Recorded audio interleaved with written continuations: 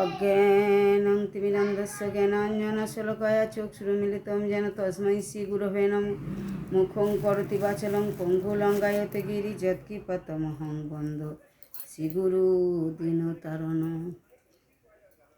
বাঞ্ছাকল্পতরুভ্যশ্চ কৃপা সিন্ধুভ্য এব চ পতিতানাং পাবনেভ্যো বৈষ্ণবেভ্যো নমো নমঃ। নারায়ণ নমস্কৃত্যং নরস্যৈব নরোত্তমং দেবীং সরস্বতী ব্যাসং ততো জয়মুদীরয়ে। হরে কৃষ্ণ। রাধারানী ইউটিউব ধর্মকথা চ্যানেলের পক্ষ থেকে আমি পুতুল রানী দাসী, যে নিত্য আপনাদের ভাগবত কথা শ্রবণ করাই, অন্যান্য দিনের মতো আজকেরও শ্রবণ করাচ্ছি। আপনারা শ্রবণ করুন, সাবস্ক্রাইব করুন, শেয়ার করুন, লাইক করুন, সঙ্গে থাকুন। শ্রীমান মহাপ্রভুর জীবনধারায় যেমন দুইটি দিক আছে, গৌণ এবং মুখ্য, অপরূপ শীল ভক্তি সিদ্ধান্ত সরস্বতী গোস্বামী ঠাকুরের জীবনধারায় দুইটি দিক আমরা লক্ষ্য করি। একটি তার ভজন রাজ্যে জীবন আদর্শ, আর একটি জগৎজীবের প্রতি করুণা পরবশ হয়ে রূপানুগ অপসিদ্ধান্ত ধ্যান্ত হারিণী রূপে শ্রীরূপ সনাতনের ধারায় প্রেম ও রস আস্বাদনের সুযোগ দানের প্রচেষ্টা।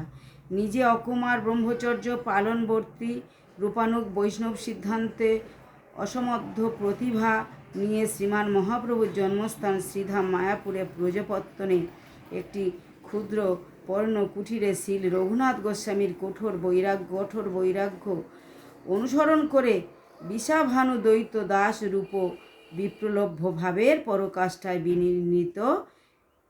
বিনিদ্রিত এবং গ্রহগ্রাসে প্রসাদ সম্মান করে দীর্ঘ কয়েক বৎসর ধরে অপতিতভাবে দিবারাত্রি নাম জপে ব্রতী হয়ে 100 কোটি নাম জপ পূর্ণ করেন।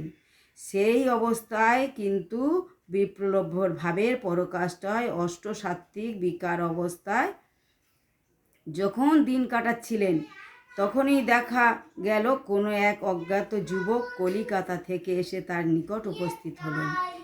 এই যুবকটি জগতের নিকট অত্যন্ত এক নগণ্য ব্যক্তি হয়ে শ্রী সরস্বতী ঠাকুর কিন্তু তাকে তার পরম হংস চূড়ামণি শ্রী গুরুদেবের দ্বিতীয় স্বরূপে দেখলেন। তার নিজের ভাব রাজ্যে অবস্থিত হয়ে সেই বিপ্রলভ্য ভাবের অভিব্যক্তিকে কৃষ্ণ মিলনের গভীর আশায় প্রকাশ করলেন। যেদিন তোমার ভাবে আমারে প্রাণ যাবে, সেই দিন দিও পদাশ্রয়। শ্রী বীরভানু নন্দিনী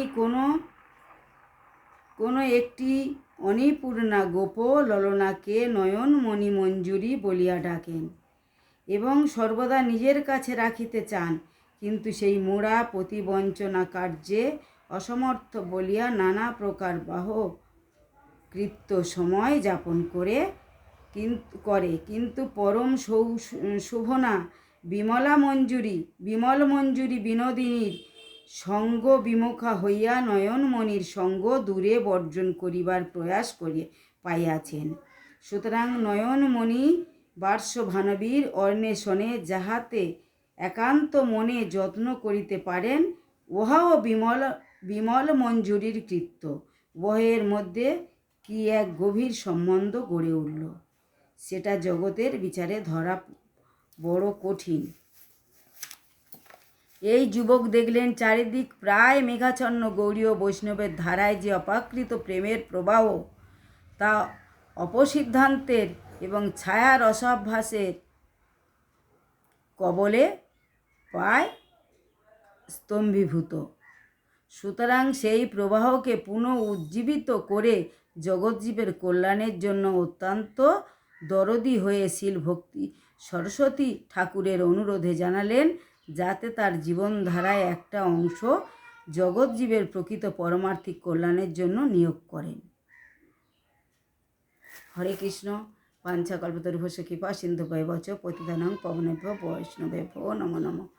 জয় হরে কৃষ্ণ। রাধারানী ইউটিউব ধর্মকথা চ্যানেলের পক্ষ থেকে আমি পুতুল রানী দাসী ভক্তবৃন্দদেরকে বলছি, আপনারা সাবস্ক্রাইব করুন, শেয়ার করুন।